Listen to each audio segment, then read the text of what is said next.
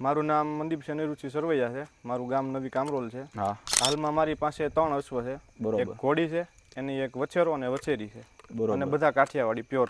બરોબર. ઘોડીનું નામ છે પટ્ટી. બરોબર. અને વછેરાનું નામ છે રુદ્ર. અને વછેરીનું નામ છે દેવાંગી. બરોબર. અત્યારે તો એની તાલીમ પાટણ લેવાય છે. બરોબર. જે મારે ત્યાં ચાલુ છે તાલીમ. બરોબર.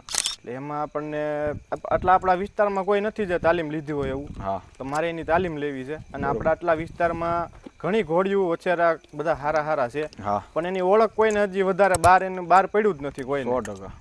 એટલે જ્યાં સરકારી શો ને એવું બધું થતું હોય, કામ અશ્વ શો હા.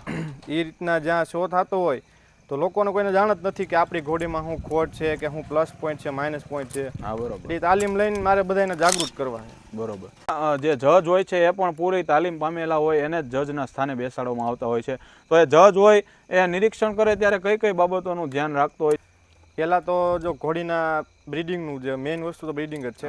એના બાપનું, દાદાનું, ઘોડીનું, મા બાપનું બધું મેઇન વસ્તુ એ જ છે. એની લાઈન, બ્લડ લાઈન કઈ છે એ જોવાનું હોય. પછી ઘોડીના કે ઘોડાના જે કાંઈ હોય લક્ષણ બધા જોવાના હોય. એનું બોડી સ્ટ્રક્ચર, આખું બોડી ટૂંકમાં આવી ગયું એમાં. બરોબર.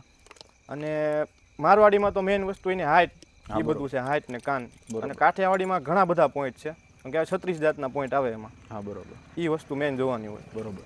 તો આ હતા મનદીપસિંહ, કે જેઓ અશ્વના શોખીન હોવાની સાથે સાથે અશ્વની જે આધુનિક સમયમાં જે એમની ઓળખ કરવાના જે નિયમ હોય છે એમના પણ તેઓ જાણકાર છે.